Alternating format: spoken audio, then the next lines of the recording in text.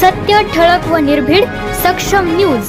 जतसह परिसरातील बातम्या पाहण्यासाठी सक्षम न्यूजला सबस्क्राईब करा. तुम्ही मला आणि असं आहे योगायोग म्हणायला किंवा आवर्जून म्हणायला हवं. मला भाग्य लाभले सर, तुम्ही आमच्यासारख्या मुलांना बऱ्याच वर्ष सेवा दिली आहे, शिक्षण दिलेलं आहे आणि एका चांगल्या पथावर नेऊन ठेवलेलं आहे. आता त्यापैकी बरीच मुलं मला वाटतं आज इथे अवेलेबल आहेत, असतील नसतील, पण त्यांच्या सर्वांच्या वतीनं मी तुमचे आभार मानते.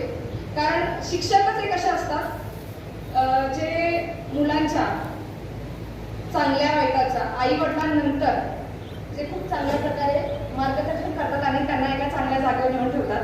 तर या सेवानिवृत्तीच्या दिवशी सर तुम्हाला मी तुमचे मनापासून आभार मानते आणि तुम्हाला खूप साऱ्या शुभेच्छा देते. सेवानिवृत्ती ही आता सर तुमची नोकरीतून झालेली आहे. आता म्हटल्याप्रमाणे नोकरी संपलेली आहे, पण खऱ्या अर्थाने आता नोकरी सुरू झालेली आहे.